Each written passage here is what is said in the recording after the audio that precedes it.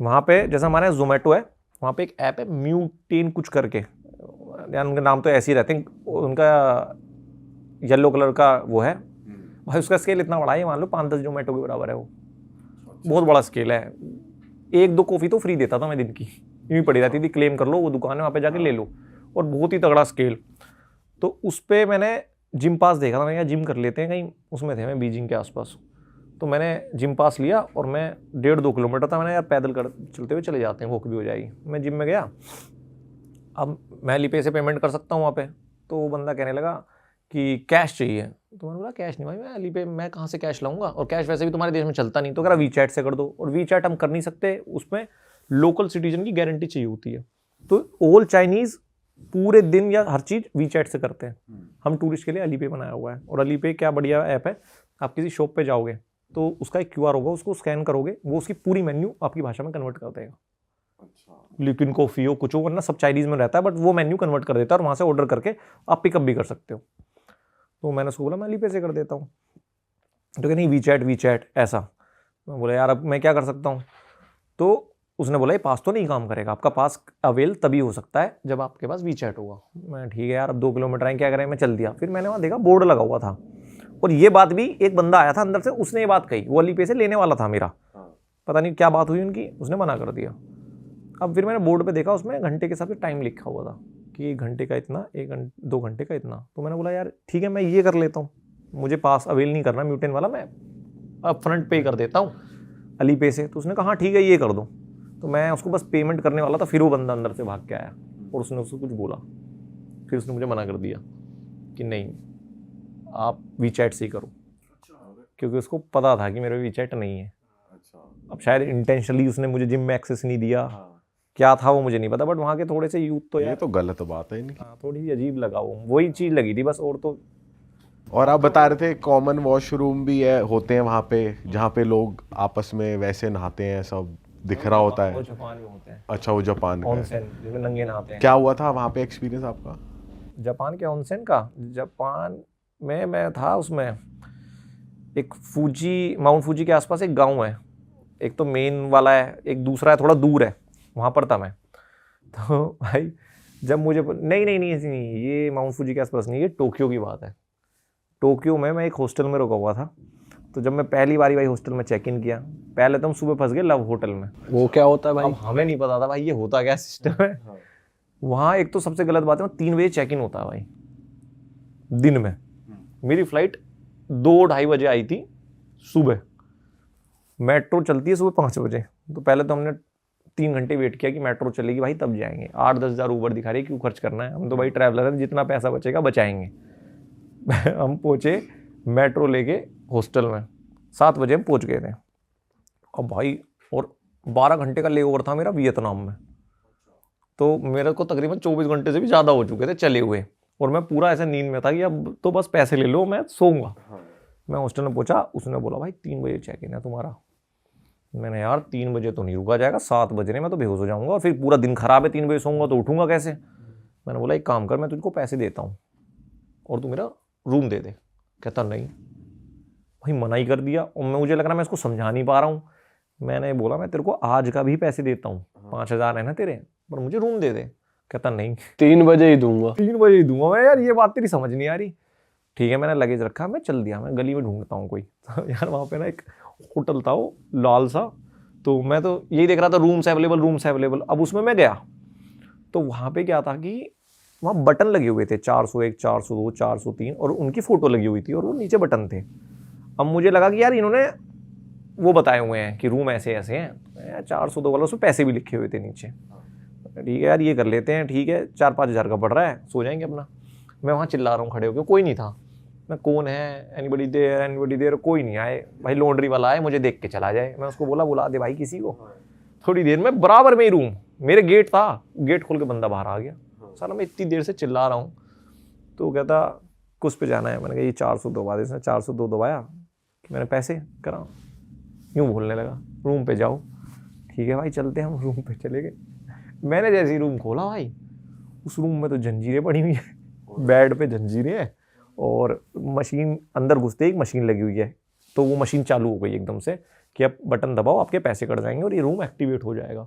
और उस पर रूल्स लिखे हुए थे इंग्लिश में कि एक बार रूम बंद हो गया तो 4 घंटे से पहले खुलेगा नहीं, कि वो लव होटल है। अब आप उसमें अपनी गर्लफ्रेंड के साथ लोग हो जाओगे, उसमें जंजीरें और ऐसे सामान, प्रोग्राम की पूरी प्रोग्राम व्यवस्था है। प्रोग्राम है। फ्रिज वगैरह, कोल्ड ड्रिंक जो भी था, जिसमें उसमें से लोग पैसे कट जाएंगे। बट वो बहुत सीडी सा रूम था भाई। भाई यार ये क्या भाई कला ये चटक है भाई। मैंने नहीं, ये मैंने रील्स पे देखा है। हाँ मैंने कदम भी नहीं रखा भाई उसमें। मैंने ये तो सिस्टम की, उसने जब बोला कि गेट नहीं खोलूंगा यार ये पंगा है कुछ। और उसमें लिखा था कि अगर आप गेट खुलवाते हो एक बटन दबाओगे तो नीचे से खुलेगा, तो एक बार गेट खुलने के भी कुछ पैसे थे, मतलब पेनल्टी थी आप पे। उसका मतलब प्यार का माहौल बना रखा था कि अब अंदर ही रहो। तो जंजीरें थी और क्या क्या था? वो थी हथकड़ी जंजीरें, मतलब हथकड़ी जो होती है वो थी, और सामान पड़े थे इधर उधर, मतलब क्या डंडे वंडे, छड़ी वड़ी पड़ी थी। हाँ।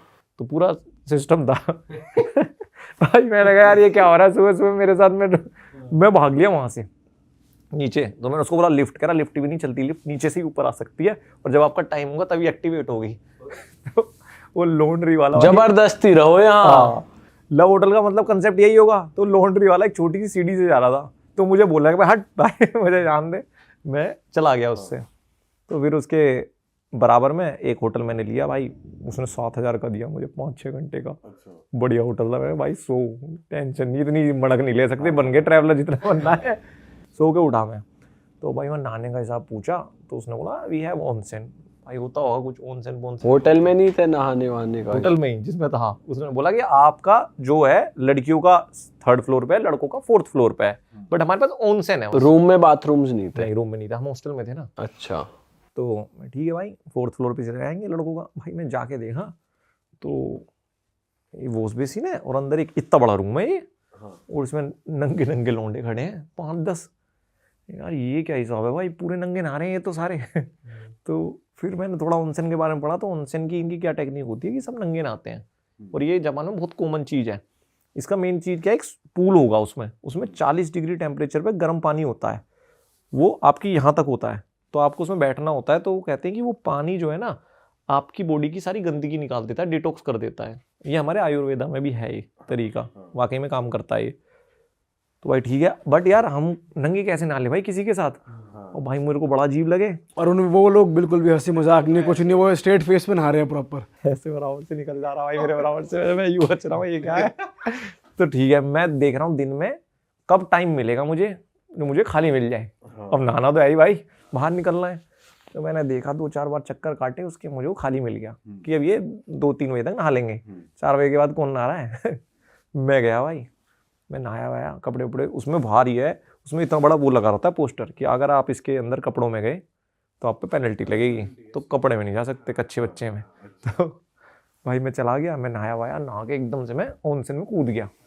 तो मैं जैसे यहाँ से गर्म पानी आ रहा था, ऑनसेन ऐसा था, तो मैं थोड़ा ऐसे बैठा था कि कोई आ भी जाए साले को कुछ दिखाए ना। भाई जैसे ही मैं बैठा, भाई ये काला आ गया, लंबा चौड़ा अफ्रीकन। भाई मैंने कहा यार ये क्या बकवास है भाई। अब भाई होगा यार भाई। अब या तो मैंने कहा यार इसके साथ या तो 1-2 और आ जाए, इसके साथ तो यहाँ पे टिका नहीं जाएगा।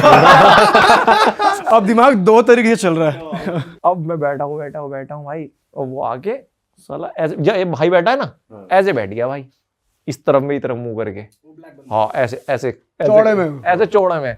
मैंने भाई यूं कर लिया, ऐसे घुटने उठा लिए। मैं यूं कर रहा हूँ, तो आकाश भाई ने ये कर लिया। मैं ऐसे बैठा हूँ, मैं ठीक है भाई, ऐसे अपना थोड़ा सा विचार वाली पोजीशन में कि बंदा कुछ सोच रहा है, डिस्टर्ब ना कर दे। तो मैं सोचा उठूँ तो साला उठूँ कैसे भाई। तो पानी मेरी तरफ से आ रहा था, तो मैं उससे आई कांटेक्ट भी नहीं कर रहा, क्या डाले देर से हेलो करूँ। तो मेरे से बोलता एक्सक्यूज मी ब्रदर। यस। कहता वो पानी ना वहाँ से आ रहा है तो उधर गर्म होगा, why don't you sit here. मैं क्या कह रहा भाई तू? भाई मैं उठा, मैं भाई तेरी नीयत ठीक नहीं लग रही मुझे, मैं तो जा रहा हूँ। मैं तो भाई उठ के भाग गया। फिर उस दिन ना शाम वहाँ पे एक बंदा आया था इंडिया से, पाजी थे हमारे। तो मैंने आते ही उसको बोला भाई तुझे पता है यहाँ पे नहाने का जुगाड़ नंगा है? कह रहा जी हाँ हम ना जाएंगे नंगे वंगे, हम तो कच्चे में ही जाएंगे। पाजी कच्चे में ही जा रहे हैं नहाने। वो नहीं माना भाई। फाइन भरा उन्होंने। अब पता नहीं पहले ड्यूल लगाई नहीं लगाई भाई, वहाँ तो लगा हुआ था पोस्टर। और पाजी तो कच्चे बच्चे में हाथ डाल के एकदम बढ़िया से नहा रहे थे। भाई क्रेजी सीन है यार। भाई बट जापान के गांव वाँव और ये सब कैसे हैं भाई? आपने तो पूरा एक्सप्लोर करा है। भाई जापान के गांव बहुत ही सूदिंग चीज़ है, बहुत ही सूदिंग। पर यह है कि मेरे को अगर चूज करना हो ना कि चाइना या जापान, तो मैं चाइना करूँगा।